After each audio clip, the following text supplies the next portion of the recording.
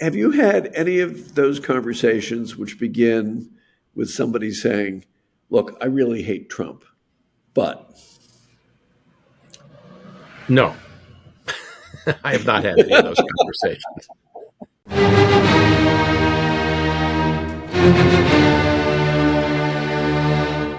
Welcome to Shield of the Republic, a podcast sponsored by the Bulwark and the Miller Center of Public Affairs at the University of Virginia. I'm Eric Edelman, and I am a non-resident fellow at the Miller Center and a contributor to the Bulwark. And I'm joined from sunny, I hope, España by my partner in all things strategy, grand and not so grand, Eliot Cohen, who is Professor Emeritus of Strategy at the Johns Hopkins University School of Advanced International Studies and a contributing writer for the Atlantic. Eliot, how is Spain? After a while, the unremitting sunshine, the temperature at about 60, the thick hot chocolate, the sherry, the oranges. It wears on you after a while. I can imagine. I can imagine. By the way, how's the weather where you are? It's actually sunny right now, although it's we're about to enter into several days of possible snowstorms. So, I will be thinking of you in the sun and, sipping Tempranillo and trying not to feel too jealous. Well, actually, we're flying back into that. So I hope we'll be able to make it. So plenty of stuff to discuss. Eric, as usual, I will be faintly less pessimistic than you are, but that's a really low bar. So why don't you just start with your dark visions of how the world is getting, just really about to go off the cliff? Yeah, look, I think that, we're in a very dangerous place right now.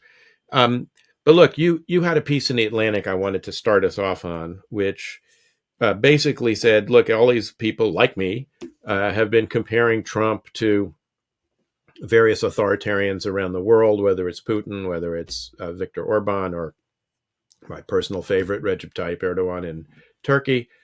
And that your point was that Trump is a very American phenomenon, and there are plenty of antecedents in America for Trump. Andrew Jackson, Father Coughlin, various demagogues at the turn of the century South in the United States, which I spent some of my misspent youth as a graduate student actually studying, and of course Joseph McCarthy, and I certainly agree with the latter in particular. I think there is a lot of McCarthyism in Trumpism, and there's also kind of a genealogical element there, because of course McCarthy's amanuensis Ruy Cohen was also sort of Trump's consigliere early in his career as a New York real estate developer. So I guess I'm happy to concede the point that there are plenty of American antecedents. I guess what I would just say is, though, I think that we should bear in mind that while that is certainly true, some of these comparisons to European autocrats are also still important to keep in mind, in part because some of these people, like Vice President Vance, have spoken about their enormous admiration for Viktor Orban. There was Vance was just quoting Harvard law professor Adam Vermeule, who was tweeting about why we should disregard the decisions of judges. Vermeule, like Vance, is wants a kind of Catholic theocracy. There's some other antecedents there. The neo-reactionary movement that Curtis Yarvin has written about, a lot of that is rooted in this sort of kind of weird anarcho-fascist phenomenon, with Murray Rothbard writing about his admiration for Mussolini. there are just a lot of elements there. And just over the weekend, the fact that President Trump stripped Mark Zaid, who's a lawyer, does national security work in D.C. on security clearances. A lot of our former students have actually used his services, and when dealing with some complicated, clearance issues, had his clearance stripped because he's been suing the Trump administration. And watching him go after lawyers, that's a very, Putin-like step. So anyway, I just see, elements of both here. So in what I suspect is going to be a series of attempts by me to explain myself, let me push that. So on the one hand, I think there's some commonality with things that are happening elsewhere in the West, which is a general kind of revulsion against, let's call them liberal elites. But I guess most broadly, I would say, what is our task now? Obviously, if there are particular things that we think are bad that we can fight, we should fight them. But I think the task for intellectuals is first figure out, well, how did we get here? Why is it that we're in the circumstance that we're in? And I really don't think comparisons with Mussolini or Viktor Orban or any of these people is of any use whatsoever. I mean, there has been a particular, I think, kind of cultural evolution in the United States. There's a particular history in the United States. I think certainly as a way of thinking about our future, it's crazy because you're dealing with countries that are completely different histories than the United States. You begin talking about Weimar Germany or even, Orban's Hungary, places, Hungary traumatized by 50 years under the Russian boot, Weimar Germany having gone through World War I. Turkey having always had this large conservative religious population that rebelled against the hyper-secularism of Ataturk.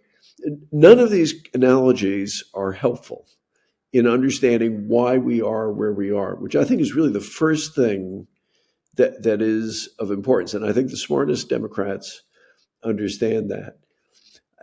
As I said, I concede that there are some elements of commonality here in what are the underlying phenomena.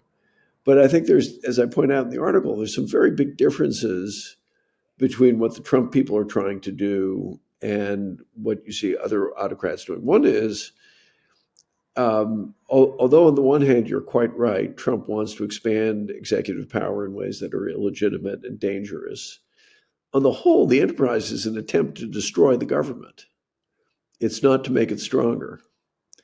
It is, to dismantle agencies, not to create them.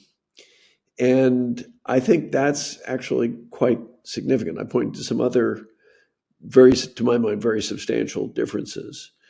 I also think that, although I agree with you, we're in a dangerous time. Sooner in some ways than I expected, we're going to begin to see whether the guardrails will hold, particularly if they decide simply to disregard court orders. Now that, it seems to me, a lot of the things we're talking about, ending birthright citizenship, or even deciding, trying to decide that the executive branch can decide not to spend money that Congress is appropriate, that's going to end up at the Supreme Court, I think, all of those. And we'll see. I actually think it's a mistake to think that the Supreme Court will go along with that. I mean, as I point out in the article, the justices who've been most Trumpy, if that's a word, have been Alito and to some extent Clarence Thomas. I don't think the others are going to go along with that. And I also think that, the fact is, this was a 50-50 kind of election, although Trump is to some extent popular because people like the idea of not spending money on foreign aid and, taking down DEI and stuff like that. I don't think that a lot of what they're doing is very popular, and it's not going to be popular. You stop spending money, farmers are getting upset. Tariffs are not going to do any good whatsoever for their own people. So I just think, the laws of gravity are going to operate. I'm not trying to downplay the dangers, because I think the dangers are real. But I do think that we make a mistake first by really whipping ourselves into a frenzy because they like that, among other things. But I also think, just in terms of diagnosis and long-term repair to the system, what we need to do is we need to look, as I say at the end of the article, we need to look at ourselves in the mirror rather than look out the window. And in a certain way, I have to say, I feel that the analogies to the Orbans and the let alone to the Mussolinis, and then the argument ad Hitlerum is always a sign that you've run out of arguments. It's actually an excuse for inaction, because you say, oh my God, all is lost. There's nothing we can do. It's terrible. And okay, all you're left with is reaching for the cyanide pills, as opposed to saying, no, maybe actually some of the things that we did help lead to this situation, and maybe there are concrete things we can do to help fix it. I mean, as I think I said very early on after the election, if there's one thing that I think is a mistake right now, it's for people who are as opposed to this administration as you and I are, is to get hysterical. It's counterproductive, and it just makes them happy. Yeah, I agree. I mean, look, I agree with a lot of what you said. First of all, but there are some areas that I think I have some minor disagreements. I agree that we need to look at the United States to understand this phenomenon, and as I said, the McCarthy phenomenon is probably the closest in a lot of ways that we've come to this. Although there are elements of Father Coughlin and there's a Jacksonian element, as you argue as well. I do think there's something, to be gained from looking at the, recent European experiences with some of this, because as you say, it is a global phenomenon, and some of the techniques and tactics that are being used are being either copied or borrowed from others, and that's important to understand. Not least, and this is maybe an area where I disagree with you. I agree they're trying to weaken the government, but that doesn't mean that they're trying to weaken their own hold on power. Quite the contrary. The weakening of the government actually goes hand in hand with asserting their control and power over what in the European context would be called the power ministries. And so you see these loyalty oaths being imposed, or loyalty tests being imposed on people they're putting into into senior positions in the intelligence community and in the government, the national security elements of the government, where people are being asked to, it's Orwellian. The president said yesterday that January 6th, it was the people who were arrested who were being brutalized, and people are now being asked to say, yes, January 6th was an inside job if you want to be in the senior ranks of intelligence or elsewhere. So it is, and it's outrageous. It doesn't change the fact that it's the states that are going to run the elections, not the federal government. It doesn't change the fact that you have a federal system. It doesn't change the fact that this guy is almost 80 years old, and he is not, despite kind of joking to get people like us upset, he's not going to run for a third term. I mean, I think I really push back on the Orban and other analogies, because also they point out the things that we see are going on. We don't need the analogies. We don't need the analogies to Orban or Erdogan to see what they're doing. You could just have to read the news. But the point of these analogies is Orban and Erdogan have succeeded, and it's not part of a handbook of what do you do to unspool this. And what you need to be thinking about is, how do we unspool this? We know what's going on, and we don't have to. We can get it from our own papers.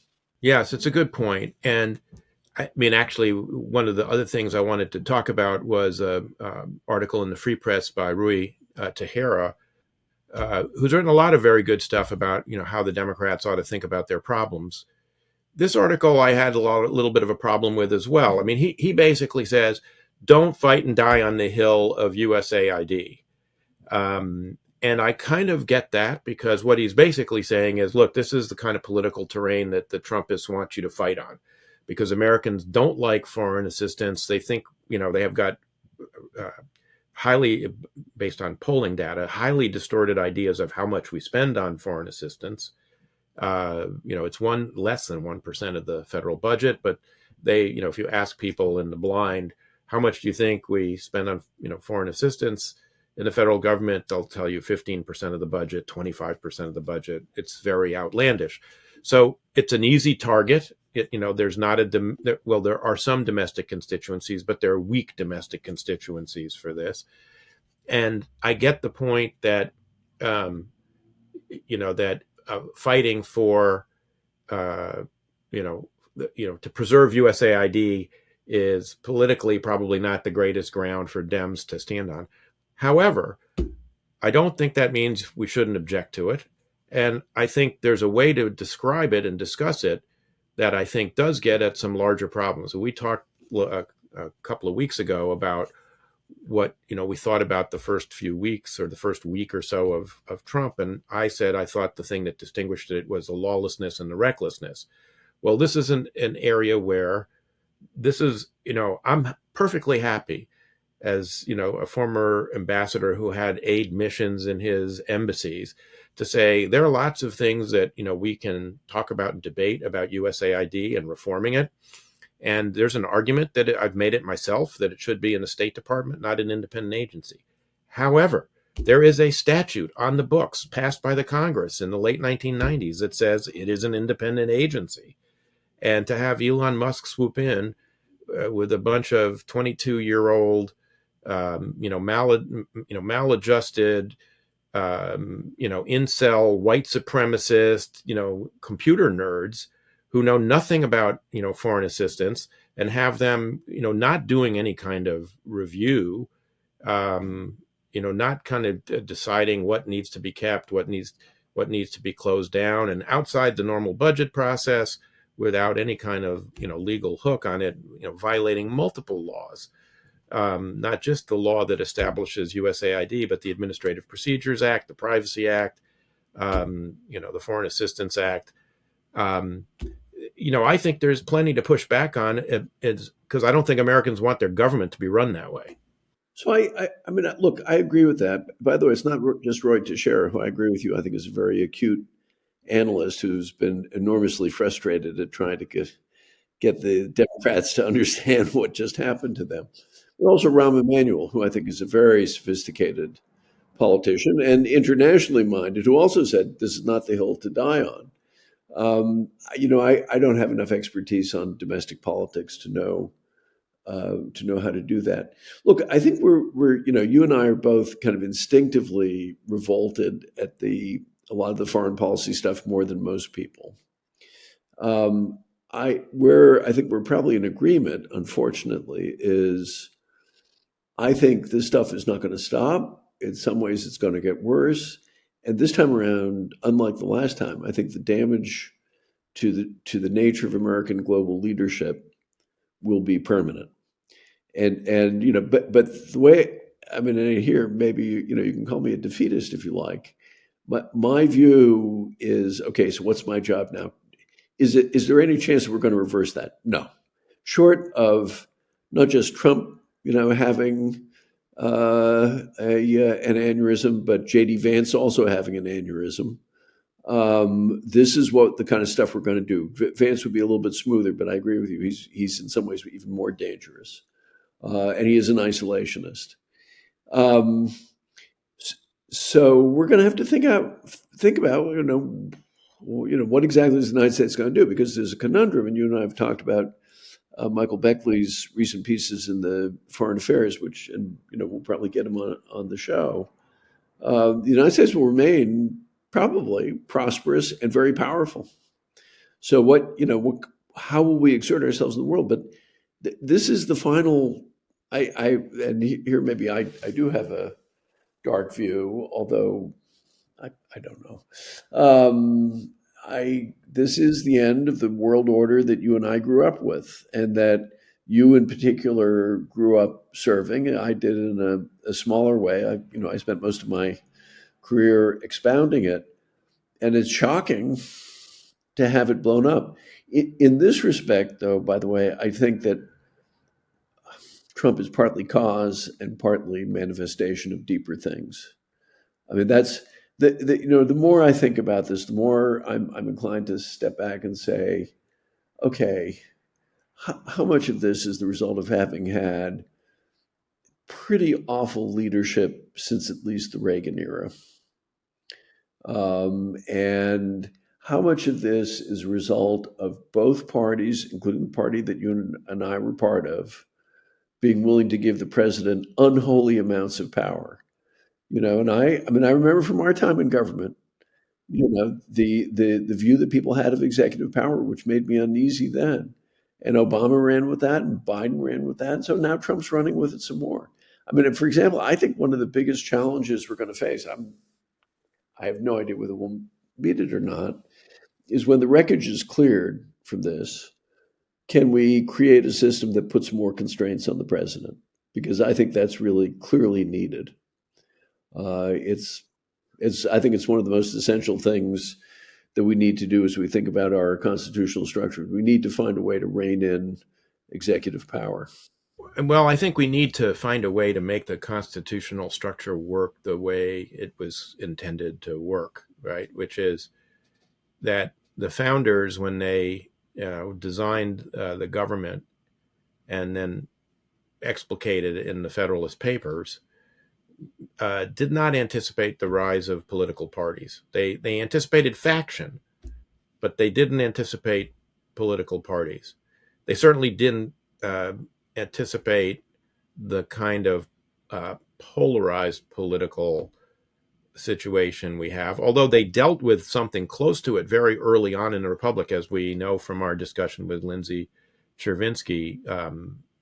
But what they counted on was, and what got them through that period, was people's institutional attachments triumphing over partisanship at some level.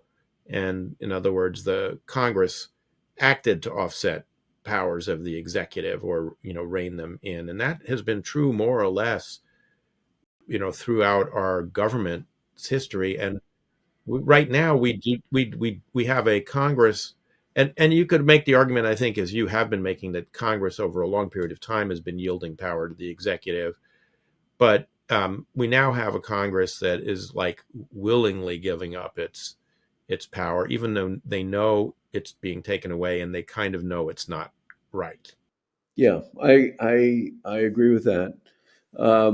Look, I think but it's true. The founders also thought that there were other things that would keep the United States going. Part of it was simply its great extent. One of the big arguments that they have to make is, when everybody thinks of democracy in 1776, they think, oh, Greek city-states, those were really unstable. Tiny, yeah. Or they think, well, democracy, yeah, of course it can work if it is a city-state, as unstable as they are. And part of the genius of the argument was that, no, actually, you can create a republic which will be, and they called it an empire. And that actually the extent of it and the variety of the people in it and all that would help. So let me shift things a little bit. And this is, I'm walking on thin ice here. But have you had any of those conversations which begin with somebody saying, look, I really hate Trump, but... No. I have not had any of those conversations. Well, but I'm sure you have. So do tell. You run in more closed-minded circles than I do. I'm absolutely sure of it. Yeah. Well, I have had some, and they are over things like the end of DEI, which I think is actually, I'm signed up for that too. Having seen up close how those bureaucracies functioned in the academic world, the kind of frontal assault on identity politics, that's fine with me.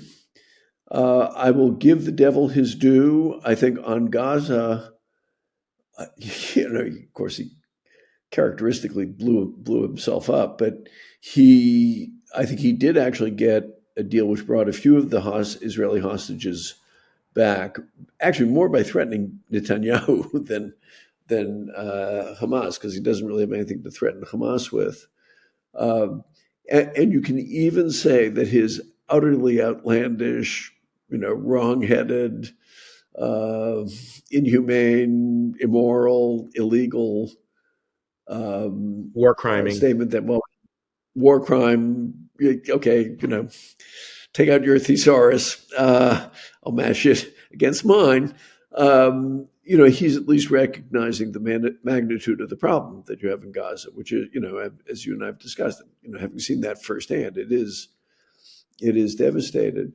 It's interesting that he said that economic sanctions on Russia are at 3 out of 10 in intensity, and the other. This is just a little thing.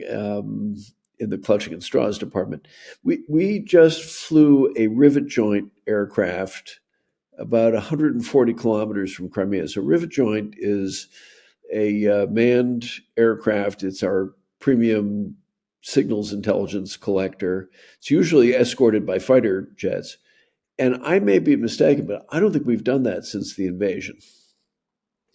The Biden administration they at one point, I think they even pulled back some of the unmanned systems that we've been flying in Crimea. To have done that, I suspect that that's trying to muscle them a bit. In any case, I actually, I've never thought that he was simply going to dump Ukraine. I think he may be some kind of crazy, he may have in mind some crazy deal with, lithium and, rare earths and stuff like that. But, he's been better on that than I would have expected.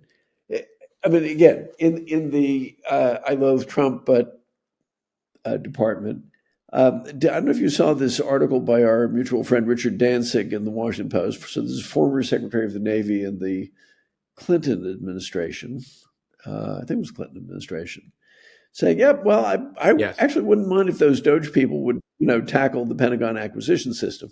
So now, of course, I should just explain to our listeners that my personal view is that those whom the gods would make mad, they first get interested in reforming the Defense Department's acquisition system. But I know it's a subject that's near and dear to your heart, Eric.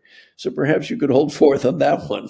So, well, let me start at the end there about Richard's article in the Post about DOGE getting into the interstices of the Pentagon and reforming the much deservedly maligned procurement system. So, first, Richard's a very smart guy and very thoughtful. And I agree that, if there is one area where it would be helpful, to reform the system, it is in, a Pentagon procurement. In fact, that is the gravamen of a lot of the recommendations we made in the National Defense Strategy Commission that I co-chaired with Jane Harman. But I worry, though, that about a couple of things. One is, the president said the other day that, DOGE is going to tackle DOD.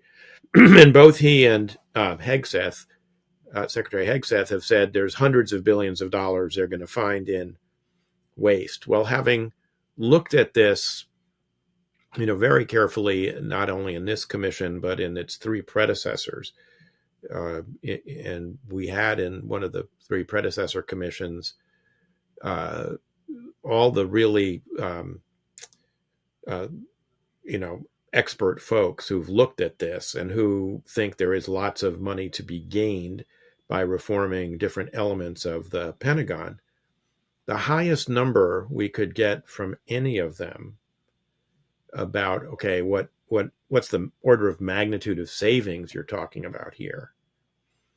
It was $150 billion over 10 years. Yeah, which is not what they're talking about. It's not what they're talking about. And it's not enough to, do what we need to do as a nation. Even if you took all those savings, 15 billion a year, and plowed them back into the building, to buy the kinds of things we would like to see them buy, et cetera. And that would be if you were doing a good faith effort. I don't have much confidence that, Elon, who has, invade against the F-35, for instance, look, the F-35 is an aircraft that's got its limits. On the other hand, the Israelis have just proven how valuable an aircraft that is, because it was the lead element in the very successful raid they launched after the October Iranian missile attack on Israel. So I'm afraid he'll go after a lot of the wrong things. I mean, one of the reasons they'll go after F-35 is because there's a big bucket of money there for procurement of F-35, because it's $110 million a copy, and so they'll, instead of saying, look, what we need to do is augment, F-35 with a lot of cheaper, attritable systems, as the Air Force is trying to do. Which is happening. I mean, a lot of those programs are right there. So that's one thing. But let me just finish on that, because the other element of this is that you can't break the system while you're trying to reform it. I mean, I think that is a very bad approach to doing this, and that's what Elon's approach is. And then finally, the man is massively conflicted. I mean, he's got billions of dollars in SpaceX contracts with elements of the Department of Defense and the intelligence community. How is that not going to end up being a conflict of interest that is which only he can resolve, according to the White House? I'll get back to you on the statesmanship in Gaza and Ukraine in a minute, but go ahead. No, I guess what struck me about the piece, as you say, Richard is a very smart, very thoughtful guy. There's no question where his heart is. He's a sort of a center Democrat, and it's an echo of something that I heard the first time that Trump ran in 2015 from a very sophisticated professional I knew, who was a doctor, not in our world. So, well, maybe it's about time that somebody shook things up. And it is curious that I mean, in a way that was, I mean, Richard wrote a much more sophisticated version of that argument. But there was an argument there that, things really need shaking up. And I think that is part of what is carrying Trump along, that an enormous number of people want to see things shaken up. And, as I was saying, I think it behooves us to understand, well, what did they want to have shaken up, and why? Somebody else who wrote, I thought, a very good piece about this was Tyler Cowen, this, very interesting polymath at George Mason, who said that he thinks that, what Trump really cracked was that this is basically about a cultural conflict, and that so many of the things he does are in a way sending signals about sort of a pretty large and deep culture war over a whole range of issues. And that's what people like about him. And that's the source of his appeal. I'm sure there's more to it than that, but I thought that there's a lot to be said for that interpretation. I do want to get us to talk about foreign policy, though, because I mean, here, in some ways, I am baffled. Like on Gaza, for example, I think it's indisputable. He recognizes the magnitude of the problem. Gaza is a complete and total wreck. Two-state solution is really not in the cards anytime in the foreseeable future. But then he has a completely crazy idea. We're going to move all the Gazans out to Saudi Arabia or Puntland or Egypt or Jordan, and we're going to redevelop it. And it is like, the lunacy of his ideas about Greenland, about Panama, about Canada. And they're so crazy that they're self-destructive at a certain level. At least that's how it seems to me.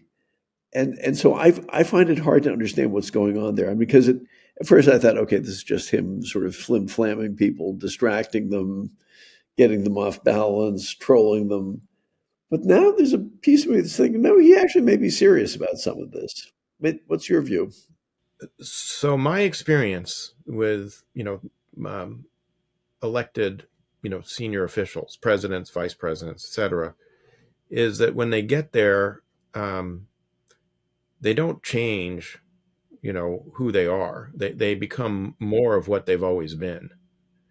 And in Trump's case, the man's formative experiences have been as a real estate developer, and he sees the world through that lens. And it's location, location, location. And I think he's dead serious about all of this. As I've thought that since the beginning. This is, as Justin Trudeau has, said, on a, hot mic privately, he thought, Trump's serious about this. He thinks, Canada should become the 51st state. And Trump reiterated it to Bret Baier last night in his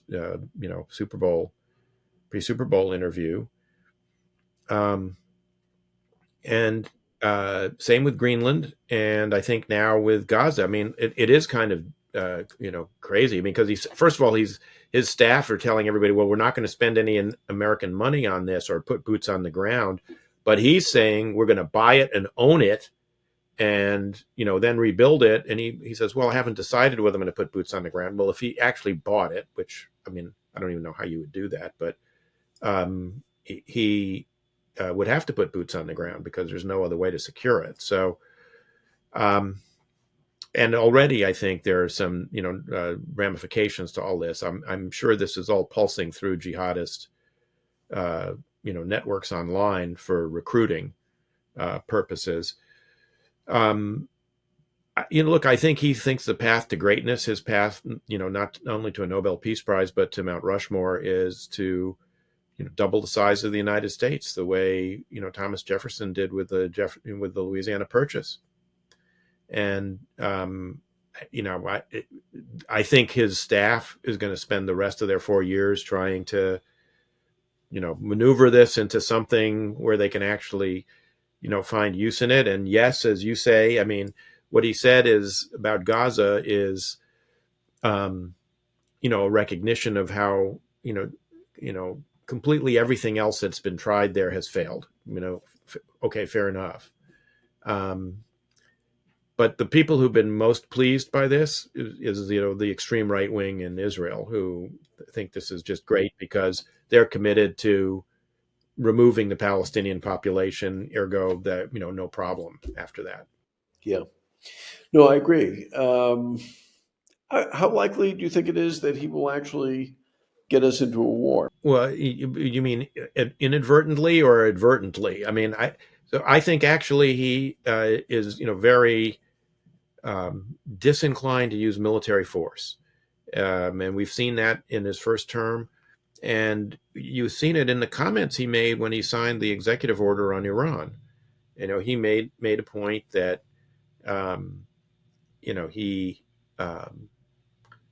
he would much prefer to negotiate and have a deal with Iran than to go down any of the military paths. And he's also tweeted or truthed on Truth Social that that the reports that the U.S. and Israel are going to collaborate in bombing Iran into smithereens, as he said, are greatly exaggerated. Now, of course, that that formulation, leaves open the possibility it may be exaggerated, but at least they've been discussions going on. So, it's not a completely happy message for the supreme leader, but I think he's very reluctant to do that. What I do think could happen, though, is we could get into a conflict because of misperceptions and miscommunication. I think that is very, there's a huge potential for that.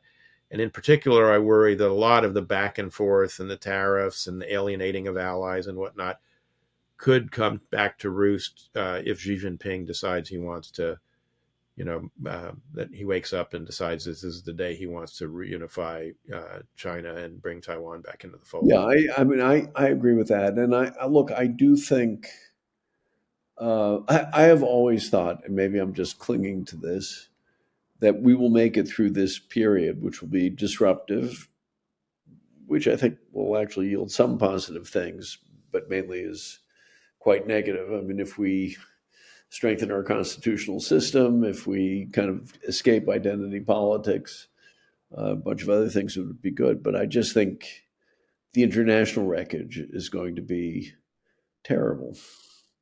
And I think it is going to be a real challenge. How do you think about it?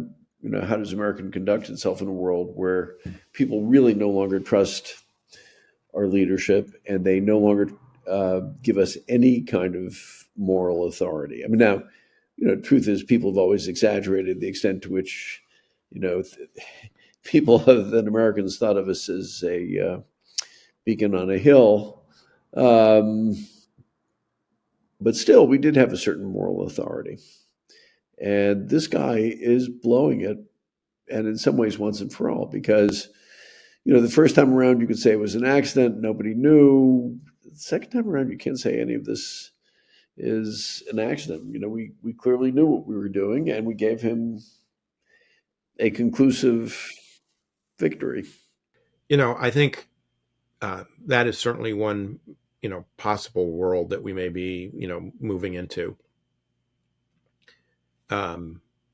Perhaps the most likely one.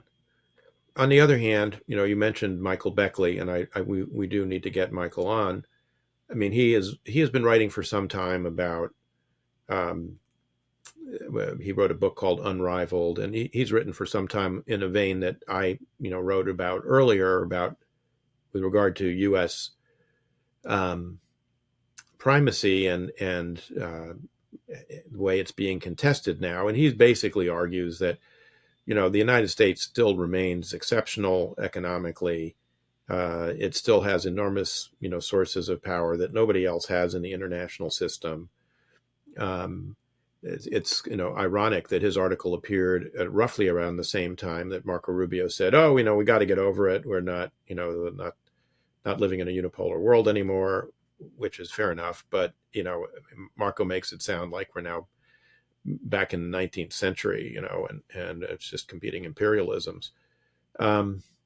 So I kind of take all that, but look, one thing that remains the case, I think. Our allies, whether in Asia or in Europe, have great difficulty organizing anything themselves. Without us, yes. We have been the convening power and the organizing power. And I think if we get and one of the Biden administration's great strengths, actually, and God knows you've heard me criticize them for the last 4 years, but one of their great strengths was, doing a pretty good job of organizing the allies to provide assistance to Ukraine, even if it wasn't enough or fast enough, and we had criticism of that.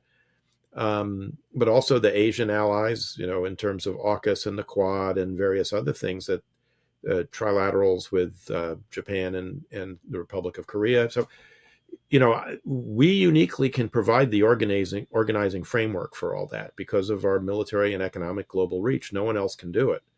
So I think if you provide that service again in the future, there's a chance that maybe you bring some. It will never be, all the way back, but you can bring a lot of the sort of authority and gravitas of the U.S. and the system back, I think. So let me both agree and disagree. I think it'll be easier in Asia, where I think the Asian states have always had a very transactional. They can deal with the transactional United States. For the Europeans, it's harder. They've got their own set of challenges.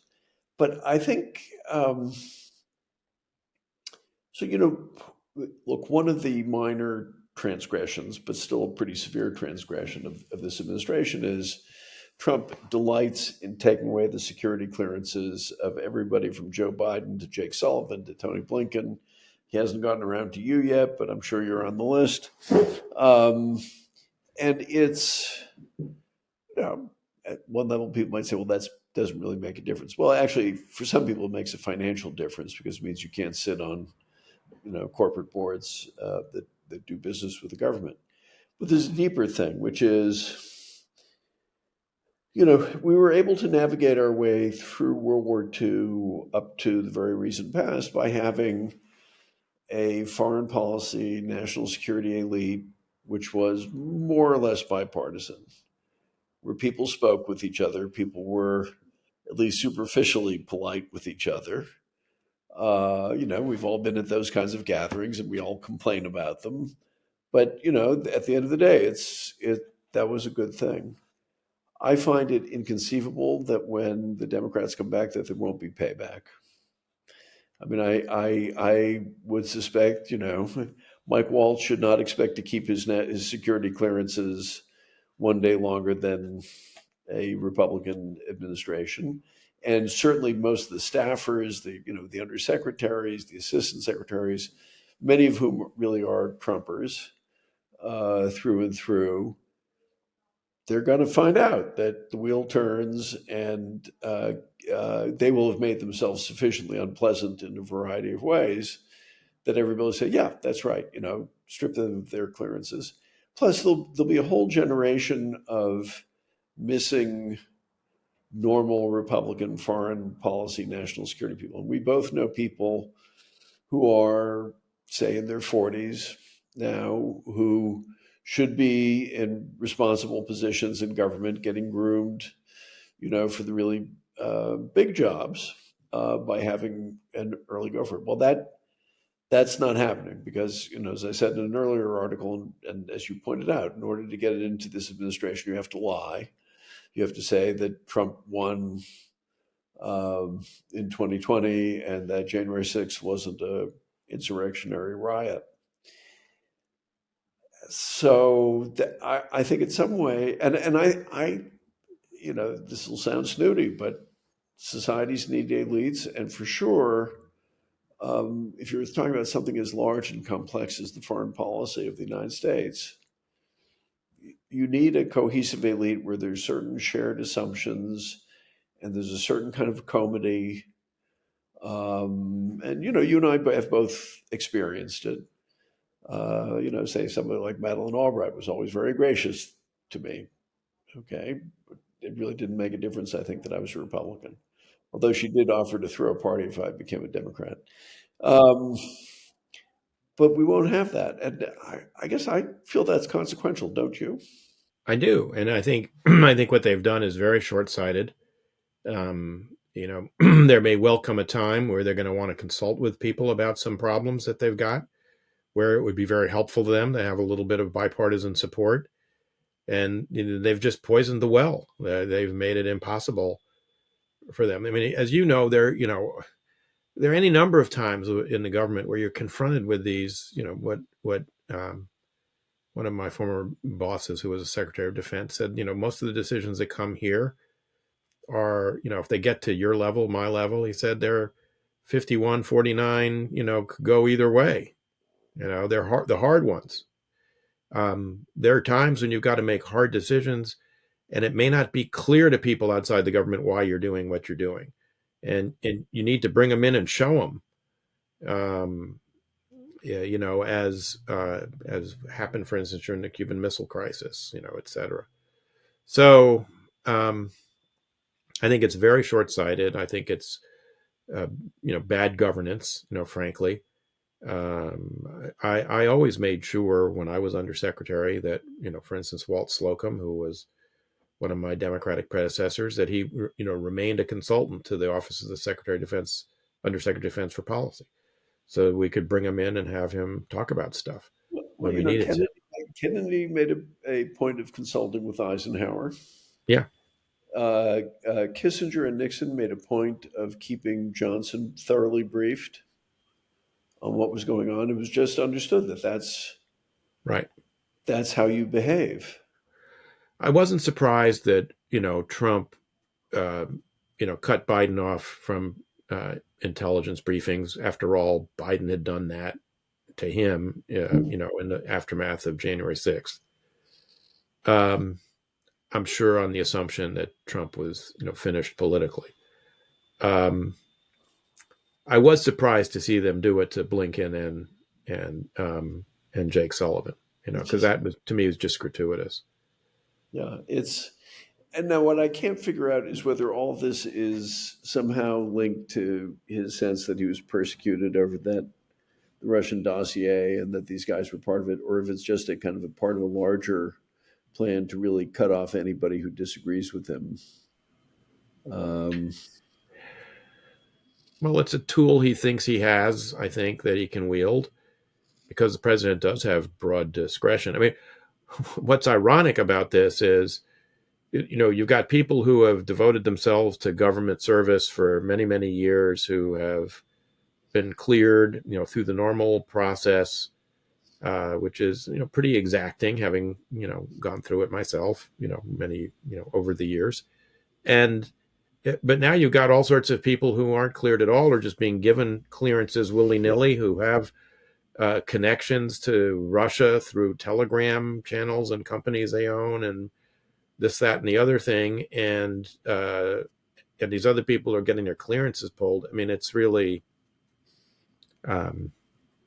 appalling, honestly. Yeah. Well, there'll be plenty to talk about, I'm afraid. I do want to get back to Ukraine before we wrap up, and we are running short on time. And there was one final issue I wanted to touch on with you. So on Ukraine, we had, while you were vacationing in Spain with your family, we had our SICE colleague, Eugene Finkel, on, talking about his very good book on Russia and Ukraine. I guess I'll repeat something I said, with Eugene about, my kind of sense of kind of where Trump is. And it's informed a little bit by things that I heard last week from people. So my sense is, number one, Trump has been repeatedly briefed by people that Xi Jinping, but certainly Putin, are trying to play him, and that he needs to be careful not to be played. Because I think those people rightly understand that Trump does not like the idea that he's being played by anybody. And that's probably a useful thing. He's also been briefed, I think, extensively on Russia's weaknesses economically, and his comments clearly reflect the fact that he is, internalized that, and that if there's anything he understands, it's leverage, and that this is something that gives him leverage with Putin, and that's all to the good. He's also internalized what was in a very good op-ed by our friend General Jack Keane and Mark Thiessen of AEI in the Post a couple of weeks ago, which was that additional aid to Ukraine can and should be provided, collateralized by future access to Ukrainian raw materials, whether it's oil and gas or rare earth minerals, of which Ukraine has quite a bit. And that's also been part of Zelensky's victory plan. It's something I think Zelensky talked to him about when they met in the fall, and Zelensky just reiterated it in an interview he gave with Reuters over the weekend. That is all to the good. What I worry about is when you hear General Kellogg talk about this, it also is mixed in with other things like, first we have to have elections in Ukraine, because they haven't had them because Ukraine's under martial law. And then we can get down to the business of negotiating. And so a lot is going to depend on how these various steps get sequenced, like additional sanctions, elections in Ukraine, ceasefire, negotiations, etc. And I worry a little bit. I'm not sure how well they've thought through the sequencing of all this, and I worry a little bit that there's certainly going to be some in the administration who just want to get rid of this problem, and therefore their idea is going to be let's elect a Putin-friendly government in Kyiv, and then we'll negotiate and problem solved. Yeah, I think maybe. Although my reading of this, for what it's worth, is I think Trump really wants the Nobel Peace Prize. I think he has to be irritated that Obama got it after was it like 4 days in office or something. Um, and I agree with absolutely with your assessment of his disliking being played. I think that he thinks the Russians are weak.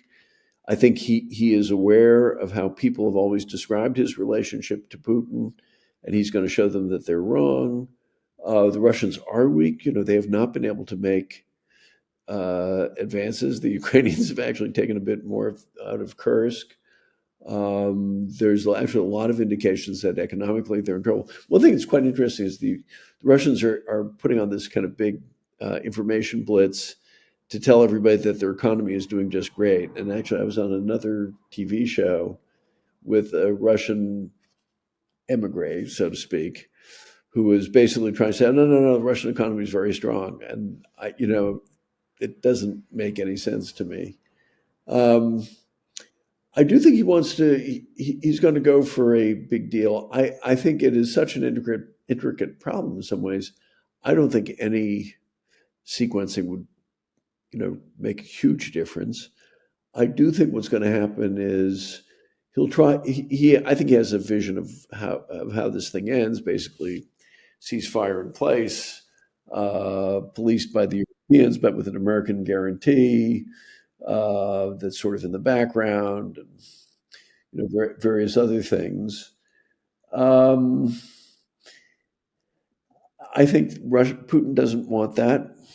I don't know that he's been brought around. So I think actually what we're likely to see is that we muscle the Russians. I think the rivet joint thing was a signal, at least partly, because we really haven't done that in a long time, and it's saying don't you dare try anything. And I think the sanctions talk was revealing too. So I would not be at all surprised if we ratchet that stuff up. And I don't know whether Putin will back down over those things because as imperfect as Donald Trump's grip of the world is, I'm not sure Vladimir Putin's is any better. I mean, I tend to think that the information that he's getting makes him think that he's still winning this war. So I think this is actually headed to some sort of crisis. How it ends, I don't know. Although I think at the end of the day, it will look something like a ceasefire in place and security guarantees of some sort, not NATO membership, but a Ukraine that can develop. And look, given where we thought this was going to be, it's unsatisfactory, it's unfair. But given where we thought this was going to be, Yeah, I mean, I find it hard to believe that Putin is going to relent. I mean, I think he wants to just extirpate Ukraine, and I don't yeah, think he's going to accept anything less. But before we close out, I just had to ask you one quick question about that great and good statesman, Donald Trump. So, Donald Trump has made it clear that we're full up. We can't take any more refugees. We don't need any more immigration, et cetera. But he just signed a executive order about South Africa and said, "Oh, we will take white South Africans if they want to emigrate because they're being treated so poorly in majority rural South Africa today." And I just throwing that out there and wonder what your take is on that. First, I think a lot of this is Elon Musk. His father and I think his grandfather actually had some pretty ugly connections and views coming out of right-wing Afrikanerdom. I think, look, there is an issue of sort of how the Afrikaners are surviving in South Africa as it is today. But I think it's another example of self-harm. And it's what goes back to why, at the end of the day, I don't think this guy is nearly as clever as Orban. Orban is a very smart guy. Orban reads lots of books. I actually met him very early on when he was still supposed to be a good guy. He's a very smart fellow. I met him while he was transitioning into being a bad guy. No. So only one half of the face was covered with scales and one-handed claws. I think look, part of what Trump was able to do was to convince a lot of African Americans that he was better for them and that he wasn't a racist. Now, is this, of itself going to turn things around? No. But it's an example of being kind of reckless about some of this stuff and not thinking through, how if I do A may lead to B, and B will probably lead to C, and that leads to D, and D is not a good thing for me. I just don't think he thinks that way. And therefore, I think a lot of the people around him don't think that way. I think in many ways a more significant thing is his deciding to have a bunch of tariff wars with all kinds of people, which are going to hurt his voters. Or, Elon Musk is going to go charging through and say, oh, we can cut billions and billions and billions from Medicaid. Right. Yeah, where 75 million Americans get their health care. Yeah. I mean, I look, do I want to put my faith for the future of the great republic on Donald Trump's infinite capacity for self-harm? No. But I think, the worried listeners of Shield of the Republic can take some comfort in the fact that, he really does screw a lot of stuff up. And, as you said, because presidents tend to become more of what they were before, he's going to screw more stuff up. Feel better? As you say, we range all the way in our opinion on Shield of the Republic from, gloom to doom. And this week, I think we've inclined more, maybe a little bit to the gloom side. So, I think you should take your victories where you can. Yeah. Okay. I'll deal with that. That'll have to do it for this episode. We'll be back next week.